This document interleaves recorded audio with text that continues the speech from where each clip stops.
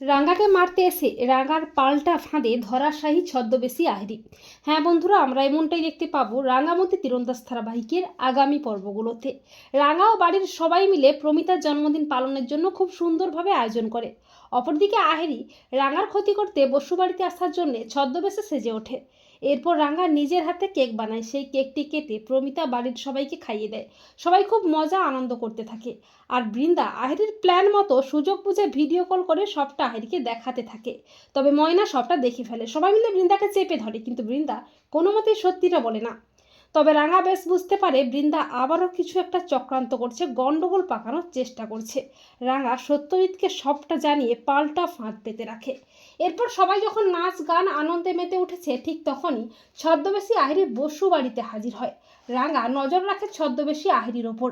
রাঙা দেখতে পায় আহিরি বৃন্দার সাথে কথা বলছে। রাঙা বলে, কে এই ছদ্মবেশী ছেলেটো? বৃন্দা বসুর সাথে কি এত কথাটা বলছে? আর উহাকে দেখে তো মনে হচ্ছে কোনো মেয়ে ছেলেটা সেজে এসেছে। এরপর ছদ্মবেশী আহিরি যখনই রাঙার দিকে বন্দুক তাক করে, ঠিক তখনই রাঙা আহিরির হাতে একটা তীর ছুঁড়ে মারে। আহিরি তীরের যন্ত্রণায় ছটফট করতে থাকে। রাঙা আহিরির ছদ্মবেশটাকে টেনে খুলে দেয়। আহিরিকে দেখে সবাই চমকে ওঠে। রাঙা বলে, তুই বেঁচে আছিস? তুই বৃন্দা বসুর সাথে চক্রান্ত করে ছদ্মবেশে এসেছিস মুখে শেষ করতে? কিন্তু তুই জানিস না, এই রাঙামতিও পাল্টা ফাঁদ পেতে রাখে শত্রুদের হাতে নাতে ধরার জন্যে। আহিরি নিজেকে বাঁচাতে যখনই পালানোর চেষ্টা করে, ঠিক তখনই সত্যজিৎ ও তার পুলিশ টিম আহিরিকে অ্যারেস্ট করে। তো বন্ধুরা, তোমরাও এটাই চাও তো যে রাঙাকে মারতে এসে রাঙার হাতেই যেন ধরাশায়ী হয় ছদ্মবেশী আহিরি? কমেন্ট করে এক্ষুনি জানিয়ে দাও তোমাদের মতামতটি।